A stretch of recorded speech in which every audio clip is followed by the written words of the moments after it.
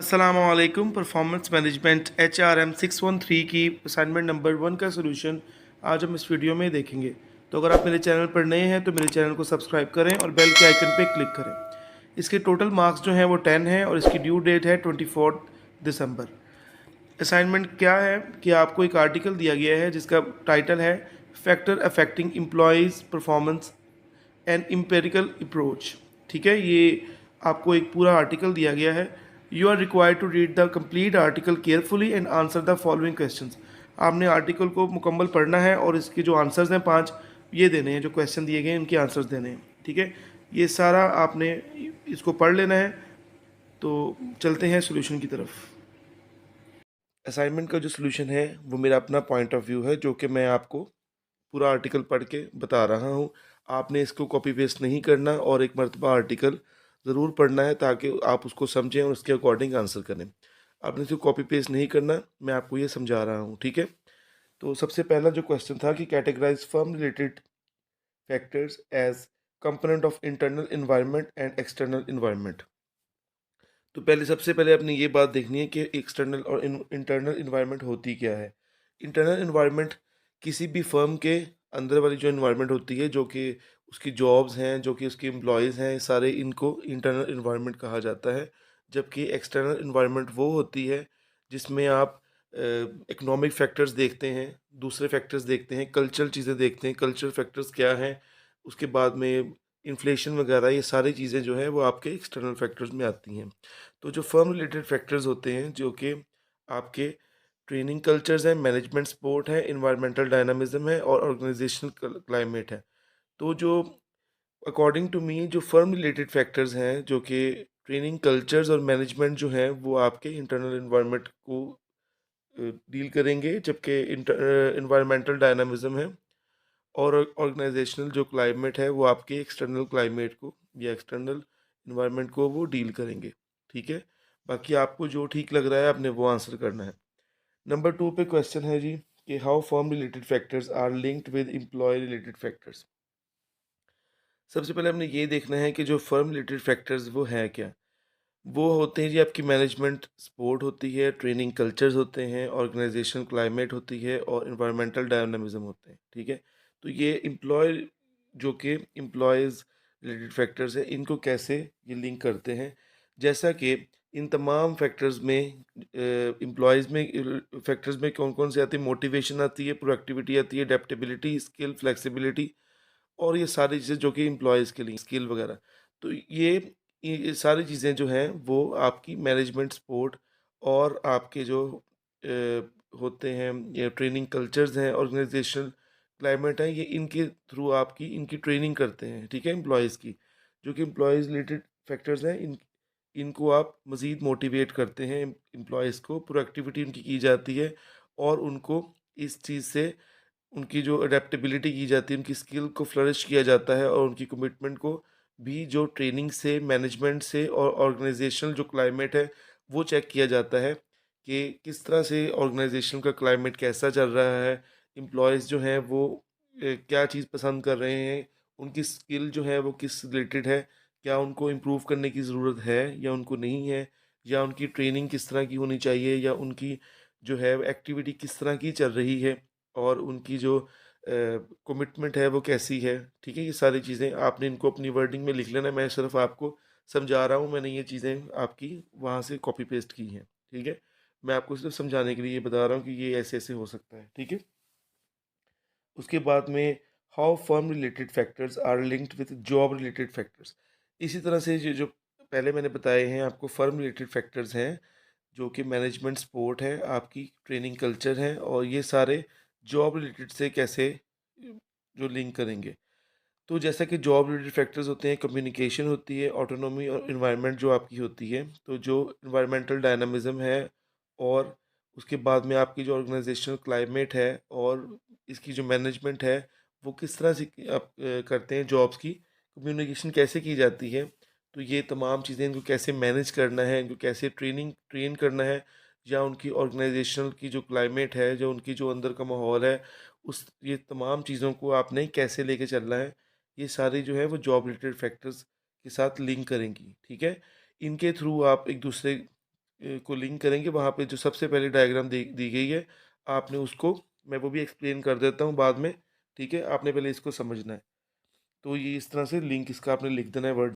Fourth question में भी यही बताना है कि जॉब रिलेटेड फैक्टर्स जो हैं वो आपके एम्प्लॉय रिलेटेड फैक्टर से किस तरह से रिलेट करते हैं, ठीक है। जैसे कि एम्प्लॉयज़ को ट्रेन करने के लिए, उनको किसी भी फर्म में चलाने के लिए, ठीक है, कम्युनिकेशन, ऑटोनॉमी और उनका जो एनवायरनमेंट है उसको एक दूसरे के साथ सेट किया जाता है, ठीक है। मोटिवेट किस तरह किया जाता है उनको कि आपस में कम्युनिकेशन वो करेंगे, फिर उनकी एक्टिविटी होगी और उसके बाद में आपस में ये चीज़ें मैनेजमेंट लेवल पे दिखी जाती हैं कि आया कि कौन सी चीज़ को मोटिवेट करने की ज़रूरत है, उनकी कौन सी स्किल जो है वो आपकी जो इन्हांस करने की ज़रूरत है। ये तमाम चीज़ें जो है आपस में इंटर रिलेटेड हैं और ये देखा जाता है कि कौन सी जॉब जो है वो किस एम्प्लॉय के लिए बेटर है, और आया कि ये जो एम्प्लॉय हमने हायर किया है वो उस जॉब के लिए वो काम सही कर रहा है या नहीं, और उसको किन किन चीज़ों को पूरा करना उनका ज़रूरी है और कौन सी चीज़ें वो कर सकता है। तो आपने इनको अपनी वर्डिंग में लिख लेना है, ठीक है। और उसके बाद में यहाँ पे वही लिखा गया है, फर्म रिलेटेड फैक्टर्स हैं जो मैनी फर्म रिलेटेड फैक्टर्स हैं जो कि एग्जामिन किए जाते हैं, बट इम्पैक्ट पर their regard impact on employment employer performance such as leadership, organizational trust, human capital, this study turns in attention on management support, ठीक है। तो वही वाले जो ये दोबारा बताए गए हैं कि इनकी जो एम्प्लॉय परफॉर्मेंस पे कैसे इनका असर होता है, जैसा कि ये लीडरशिप है सारी, ये तमाम चीज़ें आपने देख लेनी है।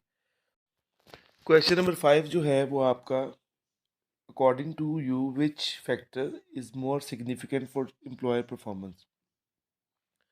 तो कौन सा सिग्निफिकेंट होगा? जॉब इन्वायरमेंट, ठीक है। जॉब रिलेटेड फैक्टर्स जो हैं वो आपके ज़्यादा सिग्निफिकेंट होंगे according to me. Which it has the strongest relationship on intrinsic motivation. Latham and Pinder report that employee motivation is affected by their job characteristics, such as job design, task and working environment. तो इनकी जो ये चीज़ें होंगी ये आप इनको effect करेंगी, जिससे वो क्या उसे कहते हैं, एम्प्लॉयर की जो परफॉर्मेंस है एम्प्लॉय की वो उस पर असर पड़ेगा। तो एम्प्लॉय परफॉर्मेंस का जैसी ही उसकी जॉब होगी, जैसी उसकी इन्वायरमेंट होगी, उसके अकॉर्डिंग उसका एम्प्लॉय की परफॉर्मेंस पर असर पड़ेगा कि वो कौन सी जॉब कर रहा है और किस लेवल की जॉब कर रहा है। तो ये अब मैं आपको इसको एक्सप्लेन कर देता हूँ आपके जो आर्टिकल से, ठीक है। आपके सामने एक डायग्राम दी गई है जिसमें तमाम फैक्टर्स को बताया गया है। जैसे कि आप देख रहे हैं कि मैनेजमेंट सपोर्ट और जो ट्रेनिंग कल्चर्स हैं वो डायरेक्टली एम्प्लॉयर परफॉर्मेंस पे असर करते हैं, और जो है इसकी एम्प्लॉय रिलेटेड फैक्टर्स जो हैं वो प्रोएक्टिविटी है, अडेप्टेबिलिटी है, ये तमाम चीज़ें जो है ये आपस में इंटर रिलेटेड होती हैं। जब आपके ट्रेनिंग कल्चर्स और मैनेजमेंट सपोर्ट वगैरह, ऑर्गेनाइजेशन क्लाइमेट वगैरह, ये आपकी प्रोएक्टिविटी, अडेप्टेबिलिटी पे, इन चीज़ों पे असर करेगी, और इसी तरह से जॉब रिलेटेड जो एनवायरनमेंट है वो भी आपकी परफॉर्मेंस पे और आपस में लिंक करेगी, ठीक है। जैसे कि मैंने आपको पहले बताया है कि आपने इनको देख लेना है और इनको इस तरह से इनको लिख देना है इनके बारे में। फर्म रिलेटेड फैक्टर्स जो आपने यहाँ पे भी देख रहे हैं, जॉब रिलेटेड फैक्टर्स, ये सारे मैंने आपको पहले एक्सप्लेन कर दिए हैं। When employees perceive that management supports their job related fact effort, then it is likely that improve performance, उनकी परफॉर्मेंस जो है वो इम्प्रूव हो जाएगी जब उनको एम्प्लॉयज़ को ये पता लगेगा कि जो मैनेजमेंट सपोर्ट है वो इनकी जॉब रिलेटेड एफर्ट को जो है वो सपोर्ट कर रही है। Management support is positively related to commitment and proactivity, ठीक है, जो कि एम्प्लॉय रिलेटेड फैक्टर है। ये भी आपने इस तरह से लिख लेना है जो कि मैंने हाईलाइट वगैरह किया हुआ है। बाकी आप इनको ध्यान से पढ़ें, और इसके इतना मुश्किल नहीं है, बस आपने इनका लिंक बताना है कि ये किस तरह एक दूसरे से लिंक करते हैं। जैसा कि इसकी मैं एग्जांपल आपको ऐसे बता सकता हूँ कि आप एक वर्डिंग में आपको, कि पहला जो क्वेश्चन था कि फर्म रिलेटेड जो है आपके फैक्टर्स हैं वो एम्प्लॉय रिलेटेड से कैसे उस पे असर करते हैं, तो आप ये लिख दीजिएगा कि जैसा कि फर्म रिलेटेड फैक्टर्स हैं जिसमें मैनेजमेंट सपोर्ट आती है, ट्रेनिंग आती है, तो और एम्प्लॉय जो रिलेटेड फैक्टर्स हैं जिसमें आपकी प्रोएक्टिविटी और अडेप्टेबिलिटी वगैरह आती हैं, तो ट्रेनिंग जिस तरह की जाती है ताकि एम्प्लॉय जो हैं जैसे-जैसे उनकी अच्छी ट्रेनिंग होगी, उनकी जो उनकी एक्टिविटी है या उनकी उसके बाद में एडेप्टेबिलिटी है, उनकी कमिटमेंट है, स्किल लेवल को ट्रेन कर दिया जाता है और ऑर्गेनाइजेशनल क्लाइमेट के अकॉर्डिंग उनको किया जाता है। किस तरह से ऑर्गेनाइजेशन को क्या-क्या चीज़ें चाहिए, किस लेवल पे स्किल चाहिए, उसके अकॉर्डिंग उनको कमिटमेंट उनकी कर ली जाती है, उनकी स्किल को इम्प्रूव कर लिया जाता है और ये तमाम चीज़ें इस तरह से एक-दूसरे से इंटर रिलेटेड है और इसी तरह से जो एम्प्लॉयी रिलेटेड फैक्टर्स हैं, वो जॉब रिलेटेड से किस तरह इंटर रिलेटेड है कि जॉब की जो एनवायरनमेंट होगी जो एम्प्लॉइज़ हैं, उसके अकॉर्डिंग ही खुद को ढाल लेंगे। किसी भी फर्म में एम्प्लॉइज़ किस तरह की कम्युनिकेशन कर सकते हैं? क्या वो स्ट्रैटेजिक लेवल पे बात कर सकते हैं? क्या उनकी हॉरिज़ॉन्टल जो है आपस में उनकी कम्युनिकेशन है, किस तरह की है? ये तमाम एक-दूसरे के साथ एक्ट करेंगे। जैसे ही उनकी माहौल होगा, उस तरह के एम्प्लॉइज़ एक की जो ये एक्टिविटीज़ हैं, उनके अंदर जो क्वालिटीज़ हैं, फैक्टर्स हैं, वो उस तरह के हो जाते हैं। ठीक है? बाकी उम्मीद है आपको इसके सॉल्यूशन की समझ आई होगी। मैंने आपको समझाने के लिए सिर्फ़ बताया है, बाकी आपने अपनी वर्डिंग में इसको लिखना है।